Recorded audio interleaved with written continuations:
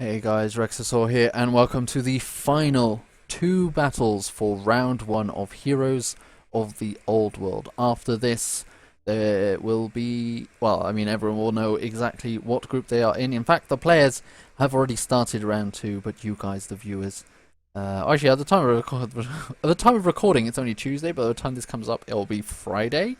So, I might already have started recording the round two roundups. But either way, this is Moosey versus LastRebelGaming.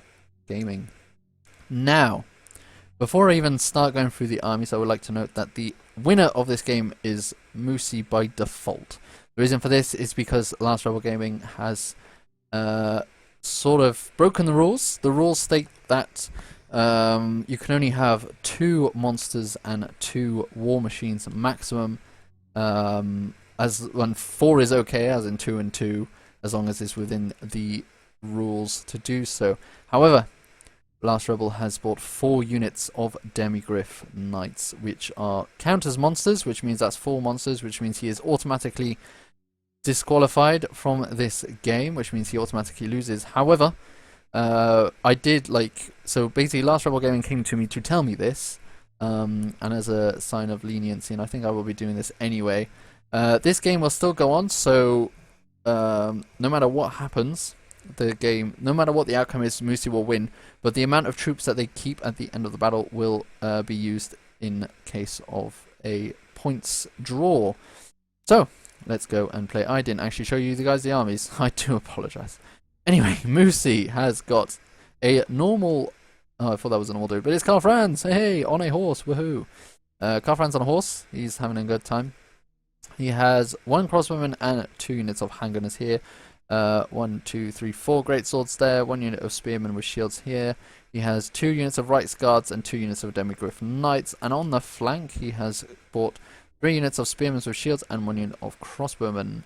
Last Rebel Gaming has gone for 4 units of handgunners, 1, 2, 3, 4 units of halberdiers, 2 units of swordsmen, a witch hunter and Balthazar Gelts. He has also bought 2 units of demigryphs, as we've seen here, and the other 2 on the other side, and 3 units of swordsmen over here.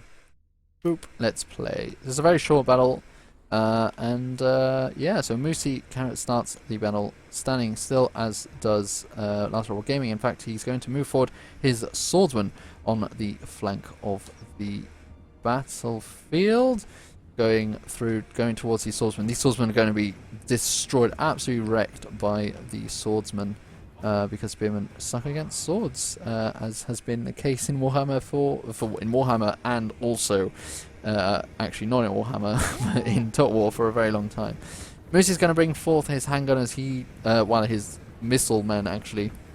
He's going to have quite a bit of a disadvantage considering the fact that he has 3 against 4, and he's also moving forward towards them, which means that Rebel's going to get the first few volleys off against a lot of men just being struck back down by these handguns and firing. There's more firing going on.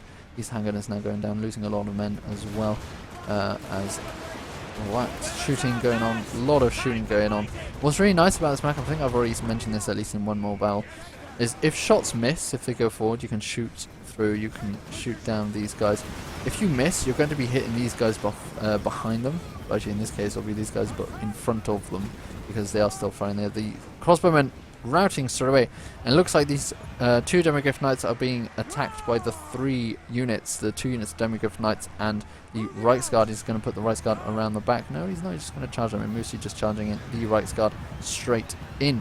I believe they're just normal damage going on. Yeah, so it's pretty even. We got a Searing Doom here, once again, pretty terrible spell, and it's just missed completely. But the swordsmen here are going to have a better time dealing with the spearmen here, and the Demigryph Knights going around the rear.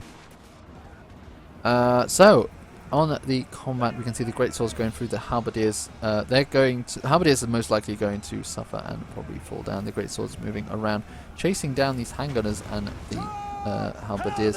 The Last Rebel Gaming's General Balthazar Gelt is just on a Searing Doom, I'm assuming. No. What?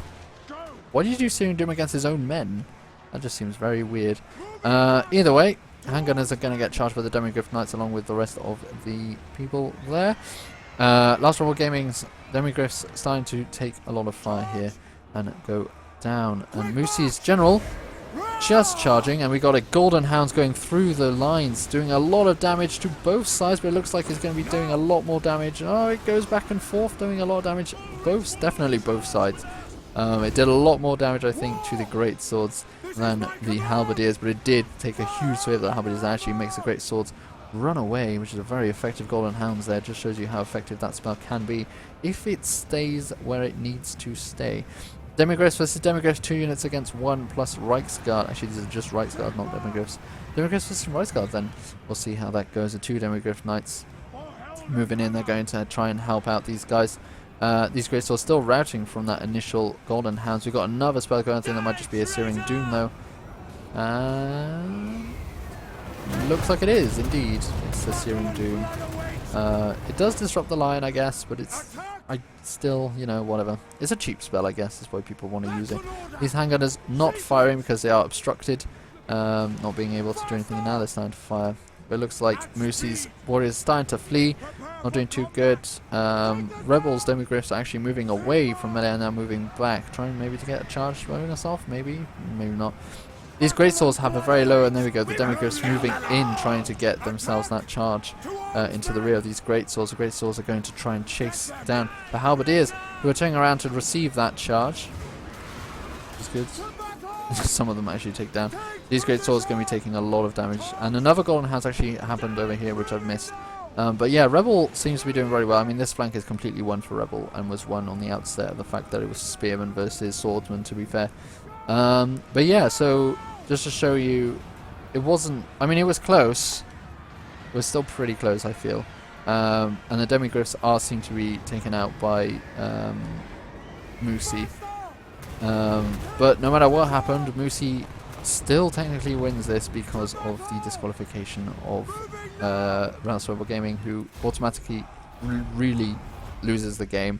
I would like to know that he's not disqualified from the whole tournament. Just this game technically just counts as losing this game automatically, although the results of the actual men remaining and things remain the same. I'd also like to thank him for bringing this up, because he did come to me afterwards like, I'm pretty sure what I've just done is against the rules. This is against the rules, and I was like, yeah, but I'm okay with. Like, I did propose that they just redo the battle, but Rebel was more than happy to just take the loss for that.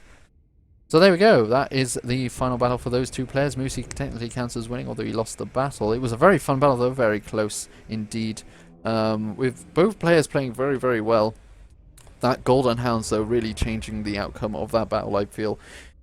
In the melee, having taken out a lot of Great Swords on several occasions. So now let's move up to the top of the group with TotalWarZone versus Incoherencal.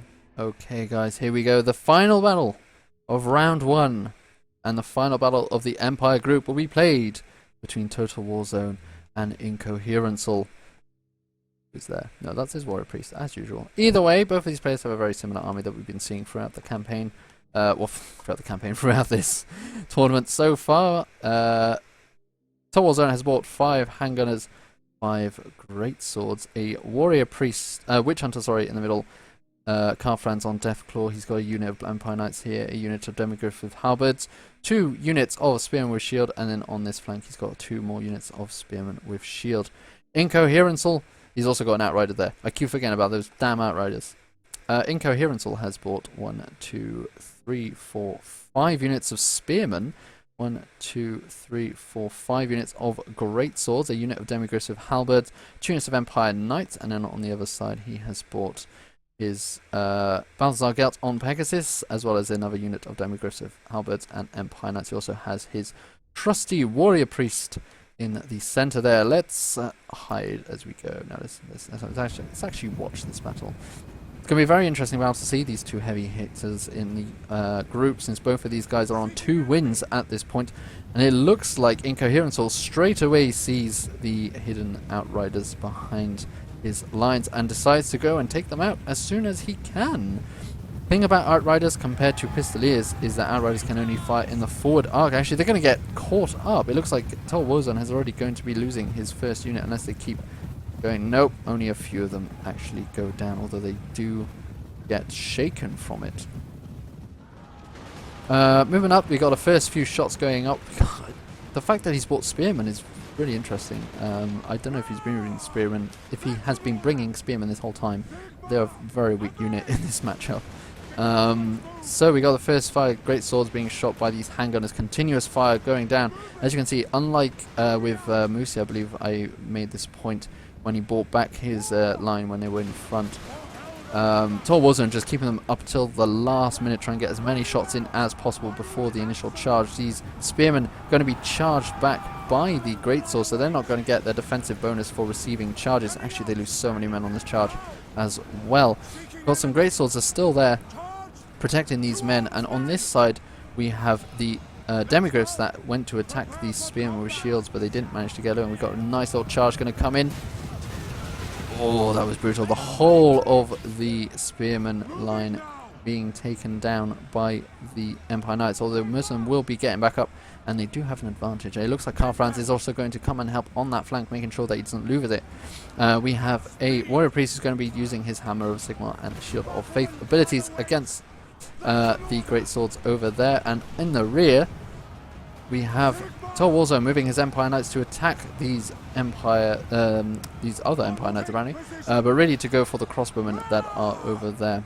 Over here we can see that the spearmen with shields on TotalWarZone side has come to help at the aid of these demigryphs with halberds against the demigryphs with halberds, also trying to take out as many of the Empire Knights as possible. They're on half health. We can see Glittering Robe has been cast on these great swords to up their leadership and their armor. I'm not entirely sure if that's really unnecessary, especially since these guys aren't actually in combat. Yes, that is right, my dears. Quite a waste of a spell, actually. And it looks like Deathclaw is coming to hunt out the unweary Balthazar Gelt, moving into it and taking out as many of the men that he can as possible. He's going to go for the Spearmen. Spearmen are actually going to rout from that, leaving only the Great Swords, who are on full health. We've got the Witch Hunter, who's, I believe, trying to attack the Warrior Priest. He's going to be using some accuses and also some just general sniping from his pistol. Hopefully we might see him shoot once. That would be really great. I don't think he's going to be able to. Nope, I don't think he can because of the... Oh, no, he can. No, he can't. Either way, it's not going too well now for TotalWarZone, who loses his handgunners pretty much to these Demigryph Knights. Go away. For fuck's sake, Donkey! You're being rude. Anyway, these great swords moving into the side, going to attack these great swords. It looks like the melee is a bit of a mash all over the place, with Karl Franz really doing a really good job of holding up this flank and this unit of great swords, but Incoherencel's army and his cavalry taking down these handgunners, trying to chase as many of these down. These spearmen are going to be a real pain to take down afterwards if he retains all his great swords. I mean, this unit still hasn't done anything, still hasn't attacked. What is Incoherencal doing with this unit? Like, this would turn the battle for him. Like, make sure and guarantee him a victory. Like, over here he's losing units very fast. This unit's about to break, and in fact it's already broken, and as well as this unit, so there's two units here, are going to be free to do what they want, and it looks like more charges onto these handgunners who aren't going to be doing too good. Incoherencel's wizard Balthazar Gelt versus Karl Franz. It's not going to go well, and it looks like Balthazar is actually going to start, and he's actually terrified and routing here because Deathclaw causes terror.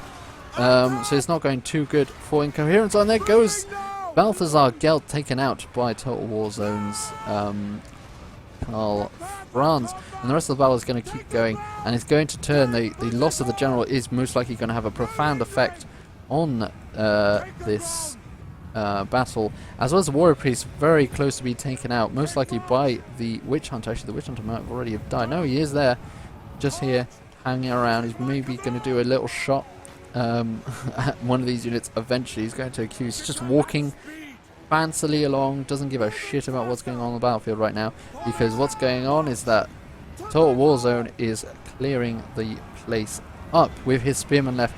The fact that he managed to take out all the infantry before the cavalry means that now his anti-cavalry infantry is going to be able to take those out very, very effectively with all his spearmen, as well as the fact that Well, actually, Incoherencal still has his 2 big units of Greatsword, so it's not all over yet for Incoherencal, but with Deathclaw running around, as well as some handgunners still going around, and individual units of Spearmen with shield. Very big units that can deal a lot of damage because of just their sheer number. TotalWarZone is also making sure that these units do not come back from routing, with Deathclaw. He's just rushing through these men, making sure they go over the line. And if they do come back from routing, then he can attack them straight away. He's making sure these crossbowmen definitely don't come back. There's a unit of Empire Knights that who are just around the place. Over here you can see the big melee is going on between 2 units of great swords and 2 units of Spearmen with shields, and 1 unit of great swords there, as well as the Empire Knights. Got a few units that are going to go around the back and charge these demigriffs with halberds, going into the... Oh, that was such a misuse of a charge. He went for the Empire Knights, but there was only 8 of them. He should have gone for the Spearmen. That would have done more of a thing to clear the way. But it looks like, because TotalWarZone actually is using Karl Franz to chase these guys down, the more of these guys go off the field, the less men there are on the field, which means that Incoherencel's men are going to lose morale very quickly because there's less men on the field in total. Because when they are routing, it still doesn't count as army losses until they are actually off the field or everyone's routing. As you can see, a Pyrrhic victory for TotalWarZone. That was incredibly close, I'm not going to lie. Although it felt like we didn't see much, or it might be just me, but we didn't see a lot of magic from Balthazar Gel in that battle. Then again, he was under attack and eventually killed by Karl Franz. So anyway, TotalWarZone takes that victory and thus becomes top of his groups with 3 victories. Now we're going to be looking at the actual final group table. I hope you guys enjoyed this final round. Next week we'll be looking at round 2 with groups 1 to 4. When all the groups will be mixed, so that every single group will have one of each race in there, and we're going to see who comes top, who comes bottom, and who will go through to the knockout stages. So here we are with the final table of the round 1. After battle 3, TotalWarZone ends up at the top of the group with 3 wins, 2,295 troops remaining. Incoherencal comes down to 2nd place, 2 wins to 1 loss. Sorry, that would be weird. Randomly played 4 games because I decided, apparently. With 1,982 troops remaining. Moosey ends up going 3rd because of Rebel's disqualification. Ended up with 1 win and 2 losses with 3 points on 1,122 troops remaining, which is quite a low amount. And Rebel goes last due to his disqualification on that final game with 1,994 troops remaining. That is the final roundup for this round. That makes sense, yeah. So that's there. Yeah. Anyway, every single group is done now. All the groups are in their own. They got new groups now. Groups 1 to 4. There will be a separate video showing you who is in what group. Even though it's pretty obvious which one's where if you've been following all of these videos. Thank you very, very much for watching, guys. I hope that you enjoyed the first round of Heroes of the Old World. Next week we'll be looking at the second round in exactly the same format, with groups 1 to 4 moving up through the week. So on Tuesday will be group 1, Wednesday group 3, what the hell am I on about? Wednesday group 2, Thursday group 3, and Friday group 4, and then the finals and the knockout stages will be done in a very, I'm hoping, a very different way.